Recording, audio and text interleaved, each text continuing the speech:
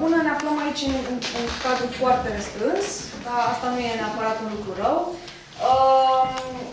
Ce o să vedeți voi astăzi este un meci de debate. Noi suntem din partea Asociației Române de Dezbatere, ARDOR și Retorică și cam asta facem noi în general. Ne adunăm și dezbatem diferite teme, de la lucruri, să zicem, mai serioase, așa, legate de economie, astăzi discutăm despre democrație și internet, până la lucruri, să zicem, mai happy, așa. Bun. Ce se întâmplă este că există două părți care, indiferent de opiniile personale ale membrilor, vor susține sau vor nega o anumită temă dată. Astăzi, formatul e mai puțin important, o să vorbim 6 minute fiecare. Ce vă rugăm este să vă dați telefonul pe silent în timpul meciului și dacă trebuie să ieșiți, faceți-o între discursuri, că e destul de ciudat așa să fie un dute vino. Mă rog, suntem 5 oameni, deci nu o să fie un dute vino imens, dar așa. Asta este, de ce facem lucrul ăsta aici? Pentru că, pe de-o parte, voiam să vedeți și voi ce facem. Și pe de altă parte, pentru că noi participăm la un proiect internațional care se numește ACTA, Active Citizens Take Action, care e legat de democrația participativă și modul în care internetul și mediul digital în general poate să influențeze participarea. Și cu această ocazie filmăm un meci în limba engleză pe tema credem că internetul este cea mai mare forță pentru democratizare din lume. Bun, acum dacă la sfârșit, nu știu, aveți comentarii, sugestii, povețe pentru debateri, o să putem să mai stăm să mai discutăm, o să rămână o parte din noi, altă parte o să fugă, să dezbată în alte părți, în alte zări. Ok. Bun, atunci dacă suntem gata, suntem gata. Uite, vezi, pot să primesc feedback de la toată lumea de aici și e foarte bine. Bun, atunci o să începem cu primul ministru Serban.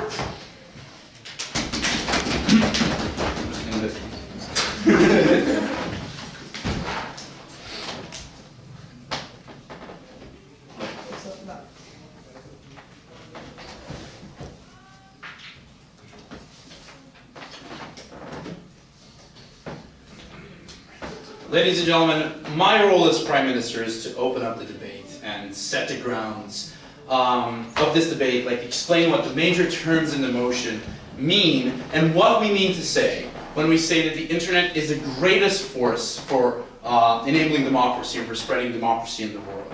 Well, firstly, we have to think of democracy and to really understand what democracy means, what it theoretically means, and what it actually becomes in real life. Democracy is supposed to mean power to the people, right? So that's a pretty simple concept. What we say is that in the world, like so far, we've seen that power isn't really in the hands of the people. Like power is shared with the people by the elite structures in society, and this has been the case like especially in the 19th century and the beginning of the 20th century.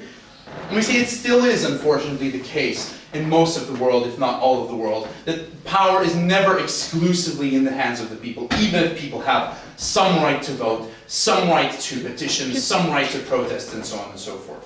And we think that this is why democracy needs improvement, right? We think that this is why there's a fight for enabling and growth of democracy, even in the democratic world. Not to mention that in the world today we have countries that are not democratic by any standard, that are full-blown dictatorships, places that that reject democracy explicitly.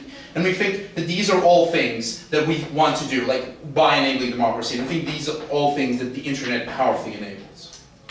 We have to set a standard between what it means to have democratic, like to be a democratizing force, and being the greatest democratizing force. What we think is that the internet is the greatest democratizing force because it enables any other force there is out there. Because it potentiates any initiative to spread democracy, to strengthen democracy, to grow democracy.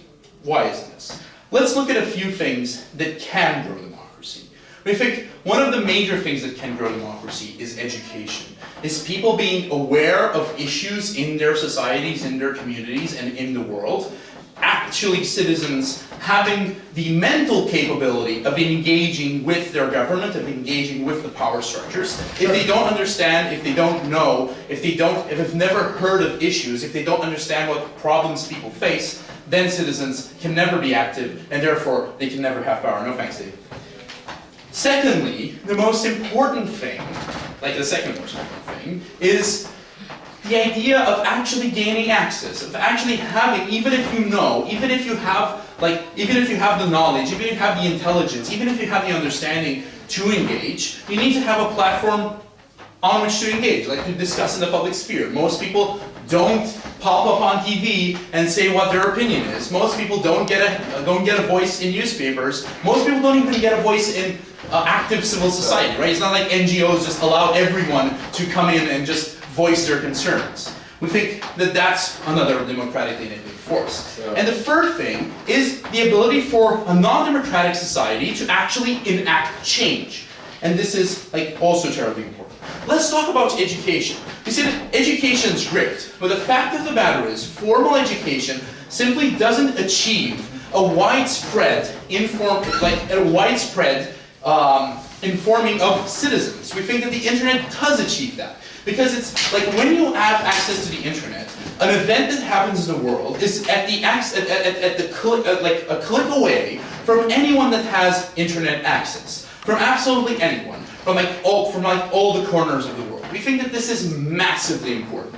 There is no other means of communication that can enable being informed as much as the internet can in this sense. Secondly, we say that it's also about an understanding, because it's very easy within isolated countries for government-run education structures to indoctrinate, to set their own side of the story. Informal education, in education that's available through print and through teachers or lecturers saying things to you, you have access to one worldview. And that worldview is usually the one that is favorable to the power elite structures of the place you're living in.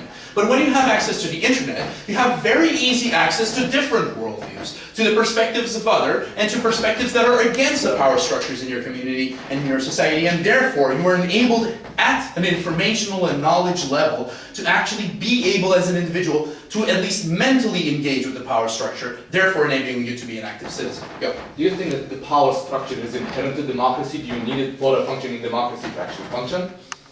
We think the power structures exist. We're not sure if it's necessary for democracies to function. We're not sure if it's ever going to be possible to have a direct democracy. But the point is, it's more democratic when you have more control in the people's hands of the power structures that exist. And I think that that's what we're improving.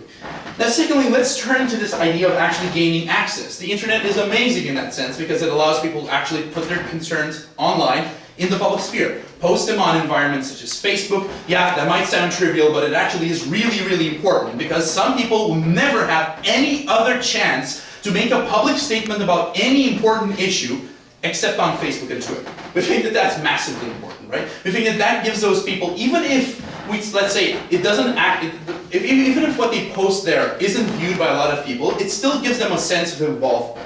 It still gives them an extra sense of it matters for me to be involved in politics, it matters for me to be involved in the democratic system, and therefore gives an extra chance for these people to voice their concerns. And we see when overall you have more people involved in actually voicing their concerns, having opinions about politics, and therefore going to vote, having some sort of political initiative, you grow democracy. But let's look at the situation in which you're faced with actually changing a non-democracy into democracy. We see that usually the way that's been employed so far, or at least in the first half of the 20th century, has been some other country invading, killing, ravaging that country, and installing democracy. Or you've had violent revolution, or revolution imposed by some sort of elite that knows better and wants to involve everyone in society. While we think that that might, in the end have turned out well for some places like France, we think that overall it's much better to live in a society in which the people actually have the empowerment to come and create democracy from the grassroots. We think that the first examples of this have been in the Arab Spring. We think these are some of the first examples of countries that have actually stemmed revolutions from the top, from the bottom, not from the top. Like even when you've had revolutions, like in Romania, like we've had, like even the French Revolution in 1848, have not been popular revolutions, have been revolutions that have come from elites that didn't agree with the current power structures and wanted to change them. We think that at that point, it's important to acknowledge that the internet is empowering in sort of changing non-democracies towards democracy.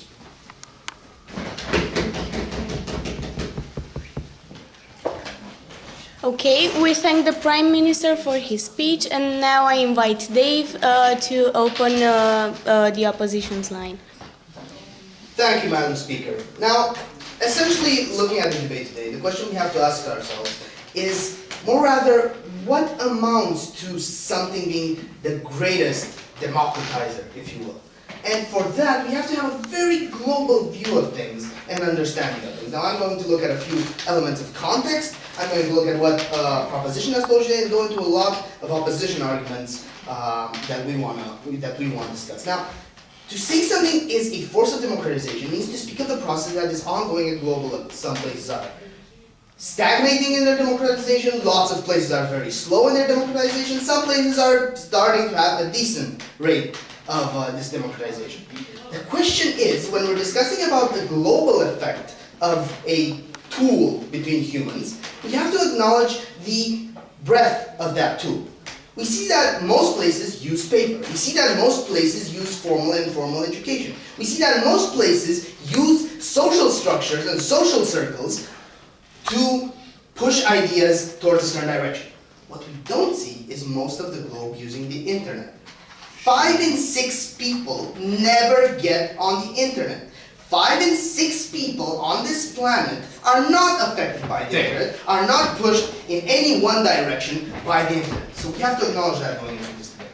Now looking at that, looking at the 1 in 6, let's look at the 1 in 6. Does the 1 in 6 have access to the internet? The answer is still no, because part of this, you have to look at the fact that within the last 5 years, from 2 to now 25 countries, and the number is growing, have censored the internet, have limited what you can see on the internet in accordance to their political concept of what is acceptable. So we see that even those 1 in 6 people, you don't have full access to the internet. 1 in 12 has true full access to the internet. Most of them are pigeonholed into seeing only the things that are allowed and that therefore prevent any sort of democratization. No thank you. Now let's look at what proposition has been giving you, having this context in mind. It tells us education is a great source for education. Yes, so is paper, so is storytelling, so is the concept of passing concepts on, so is on-the-job training, so is intersocial interaction. Lots of things bring education. And what we're saying is, again, that in any global sense, internet is a tool for the tops of society. And we have to now go to the question of what is democratization? Is democratization the concept of some elites becoming even more educated and more embracing of the concept of democracy, and therefore pulling along all of the other little people? Or is democratization the concept of masses actually acknowledging their stake in what is happening and taking it for themselves? And we're saying that it is the latter. And it is the latter that the internet has not yet reached the point in which it has a substantial contribution. Now, the other thing we've been told by proposition is this concept of violence. And, let's start changing things without violence, like in the Arab Spring. Yeah. The Arab Spring was very violence-filled, bloody, horrible, and yes, all changes have come with violence because right now, that's the only feasible mechanism. You've had the occasional less bloody transfer, but even when you've had the less bloody transfer, those were not enabled by the internet in any way. Okay, now let's look at the concept of what's happening. We're saying that the internet right now, as it is today, with the spread it has today, with the limitations and options it has today, is limiting of democracy and actually harmful and cannot in any way be considered a valuable contributor to democratization. Now, first of all, we want to look at the fact that there's filtering. There is filtering online. You have states that define what you can and can't see. You have in Syria the concept of being snapshot in whenever you're in an internet cafe, every 25 seconds, snapshot of what you're browsing. You have the concept of the great Chinese firewall that prevents any sort of actual politically problematic thing being accessed by the massive population of China. So when you calculate the numbers, great internet numbers, calculate that you have all those people in China accessing nothing that leads to democratization, though. So you're actually saying that the internet is a wonderful force for democratization if only we wouldn't censor it. I'm not denying that it could be a force for democratization. I'm not denying that it could end up there. The question in this debate, however, is it? Is it now? And we're saying that, yes, with 1 in 6 people using it, with only elites being touched by it, and so many other problematic things that I'm going on, no, it isn't right now. Good. Now then, so we say there's filtering. We're saying there's filtering that not only doesn't give you access to democratization, but pushes you against democratization. Because when you cut off access to ideas of democratization, what you're left with is for the ideas against democratization to advance a lot faster. So the internet is therefore in these places where we have censorship, which is already 25 countries and growing in massive countries like China, you have the fact that the internet is on the contrary a tool against democratization because you pigeonhole only to those ideas that are coherent with the non-democratic directions these states are going in. Second of all, we have the concept that you have, even in places where the internet is freely used, that you have lots of advancement of non-democratic concepts. Looking at how strong Golden Dawn propaganda is on the internet. Looking at how jihadist groups push for heavier and heavier non-democratic leaderships for the Arab world. No thank you. You see that the internet goes both ways. Non-democratic from the terribilistic teenager who wants order in his society, there should be a smart dictator, to the actual organizations doing systematic propaganda on the internet, you see that it goes both ways, and that the internet also heavily goes against democracy. What we want to next look at is this concept of what is this internet's nature? Is the internet in its nature a democratic place? But I was going to talk more about this, but at the end of the day, we have to acknowledge that the internet is not a democratic place. The internet is a place in which if this is that guy's site, if he's the authority here, he can do anything. You can't say, we will override you through our democracy. It's my forum, I establish everything that goes on in it. Even Facebook is not a democratic place. Sure, it listens to input. Dictators also listen to input. But at the end of the day, you have no call, no actual say in how things are to be done, no matter how many 99% of you add up. We're saying that by its nature, Radu will expand, the internet is not in any way this place of democracy by its very technological nature as it functions now. Now, we want to look at the concept of how many people are political online. You're given worldviews and you discuss political things and access things. What is the internet massively used? You might have got 1 in 12 people that does use the internet. Is the typical internet user on political forums? We're saying no. Even those that get on political forums just go there to reinforce what they already think politically. And already reinforce whatever it is they think their opinion is. They look for people just like them. Second of all, we say no, that's not what the internet is massively used for, education and political access, but rather entertainment. You know, we have the internet is for porn cliche. And it's not so much a cliche if you look at the numbers. Things like pornography, entertainment, visual entertainment, music, frivolous use of Facebook. Sure, there could be an enlightened use of Facebook, but most of Facebook use is frivolous and mind-numbing, essentially, just like so many other things. So we're saying most of internet use, even in those low numbers, is frivolous use that in no way actualizes a person, their political opinion, or their worldview. We're saying that at the end of the day, we have an internet that's nowhere near influencing true democracy. Thank you, Dave. And now, coming back to the proposition, I invite Ioana for her speech. Thank you. Okay, we don't know where the opposition got their figures regarding the number of people using internet now. We only wish they'd have Googled before this debate, because it's clear that they would have gotten a better picture of what is going on. Now, what we would say, I'm going to be generous today, we're going to say it doesn't matter. The number doesn't matter. Because what the opposition is saying is that, oh, the internet is a great tool, it's just that not enough people have access to it, which we don't think is actually firmly tackling the motion. But even if it were so, we would say that currently more and more people get access to internet. We're talking about people in South Africa and Saudi Arabia. We're talking about people in China. We're talking of people that have the greatest need for information, for democratic principles, for so on and so forth. So we would say that essentially the internet, even if not everybody has access to internet now, we would say that it is still growing strong, that it is a great force, and we would say actually the greatest force. And what I would add is that this motion is implicitly comparative. That means that if the opposition is going to tell us that it's not the greatest force, then they should better come up with an alternative.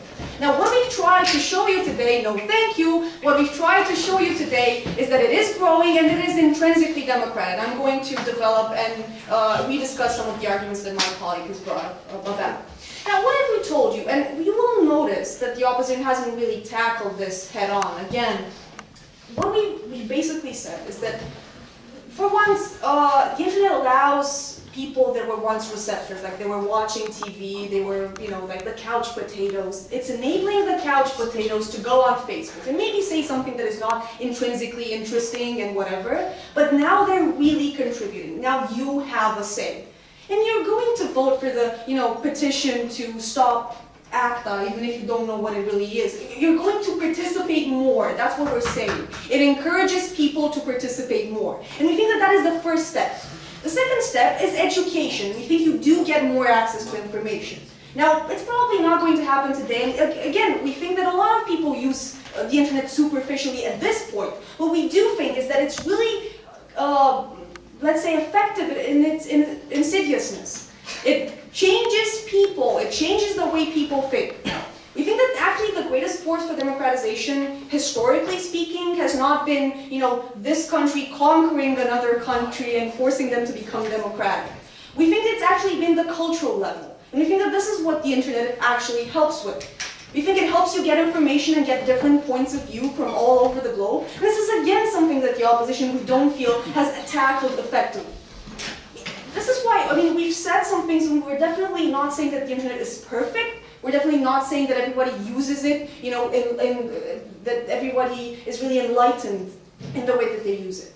But we would say that what the internet is doing is eroding authority, eroding one people, one too many structures. One person, no thank you, one person telling a number of people what they should think, what is right, and so on and so forth, and enabling more people to give, tell us their opinions. So in that sense, we think that, yeah, go David. In order to show that we have a force for democratization, you don't just have to show some subtle eroding, you have to show that there has been impact. Great. Let's start with, I don't know, the Tunisia-Chisinau axis, yeah? Whatever, you know, like people in Tunisia were helped in the revolution and in protests with, by the internet. We have, you know, people in Egypt that again were helped by the internet. No, thank you. We have people in Chisinau that had this Twitter revolution. You know, I think we think it helps coordination. We think it, you know, facilitates protests in any way, and we have seen that numerous times. But we think that in some sense that's just the start, that's just the beginning of things, because we think that for the number of years we have had internet, and again, yeah, a lot of people have had access to it, we think that it has had extraordinary effects. We think that we haven't seen these sort of effects with any other force. If you think about it, again, yeah, more people have access to television nowadays, but they aren't allowed to contribute. We think that the fact that the internet creates platforms that facilitate this sort of communication is, again, something that cannot be denied and makes it the greatest force for democratization. It makes it special and it has a very specific way of enabling communication. Now, what we would add to that was, no thank you. What the opposition basically said today was, apart from the fact that, you know, not a lot of people have it, and we totally agree, we would really like for more people to have internet, but we think that the numbers are rising, so the problem is slowly becoming smaller. What we would say, that what they also said was that, well, you know, we still have violence. The internet isn't effective enough. We still have violence. Look at the Arab Spring. Oh, that was terrible. Okay. What we would say is that, and I think Serban made that pretty clear during his arguments, was that what we're basically changing is that it's no longer a coup d'etat. It's no longer a fight between, you know, two groups, two elites that the opposition is talking about. Now the revolutions are starting from the ground up. So in that sense, we think that we do have a smaller chance that violence will erupt. We think that in any sense we encourage participatory democracy, and that is definitely a plus. Now, is it only for elites? Well, again, we think that maybe it started with elites, but now it's slowly moving towards the everyday, the common man. So, looking at the facts, we think that the internet is intrinsically democratic because it allows us to contribute not only to perceive things, to be a receptor, because it allows us to coordinate to change things. And because it gives us the information, the impulses needed to change things. So, we beg you to propose. Thank you.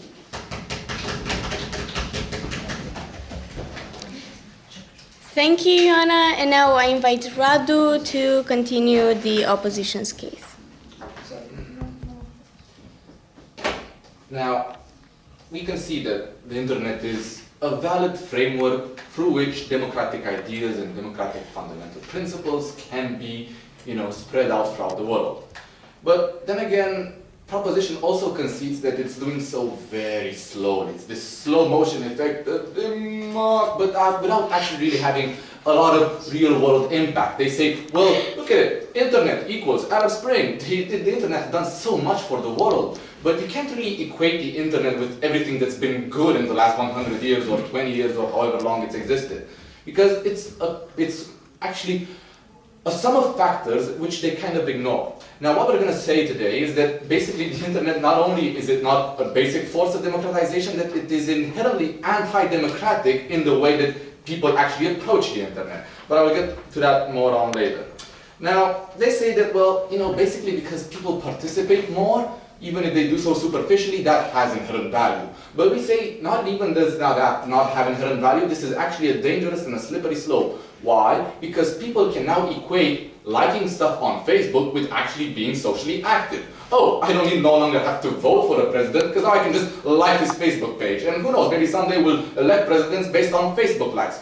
But we see that there's a constant eroding of people's desire to participate actively socially in any form because they have the internet as a means of participation without actually addressing real world issues, without actually going outside and, I don't know, picking up some trash. So they might host a Facebook event, say, come on, let's go pick up some trash and let's go vote or let's go be democratic. But we see that generally attendance to Facebook events is not as high as it says. If there's 100 people coming, there's going to be about 20 actually.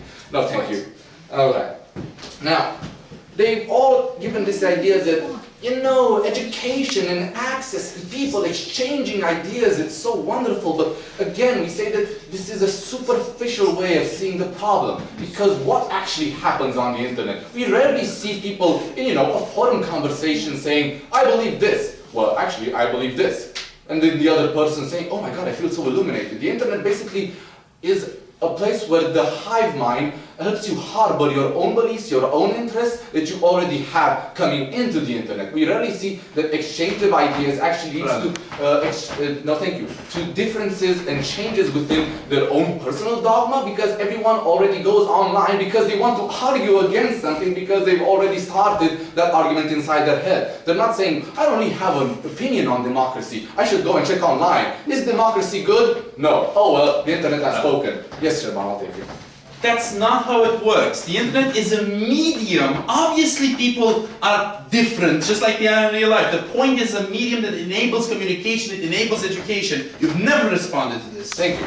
It enables it, but again, a lot of things a book enables education. We have to look at the impact of the book. Because again, we know that the impact of one book is that one person can read it at a time. No, thank you. Again, we know that the internet has a lot of impact, but it's certainly not the greatest force of democratization in the world. If they want us to give counterexamples, we can give a few just, to start them off. Violence might be just as powerful a measure of democratization because if you force people violently to be democratic, well, that might be more efficient in the long run. Or maybe, let's say, water is a basic force of democratization because in the places of the world in which they don't have clean water to drink, they're never even going to think about the idea of democracy or equal rights or things that we take for granted. Or even more so, maybe the Pope is a better force of democratization. Why? Because, well, 1 billion Facebook users, 1 billion Christians, let's say, maybe the Pope could have more influence than, let's say, the internet does. But again, we don't see that the internet has the sole impact right now with the reach that it has throughout the world, especially throughout the Western world in which we all know what we believe. And even in that case in which we can assume that the Western world has a very clear perspective on what these values are, we see that even in there, the internet does not harbor intrinsically democratic ideas. And we see that there are a lot of, communist websites that are like, comrade, the internet is great for, freedom of speech, but we don't like freedom of speech, and so on and so forth.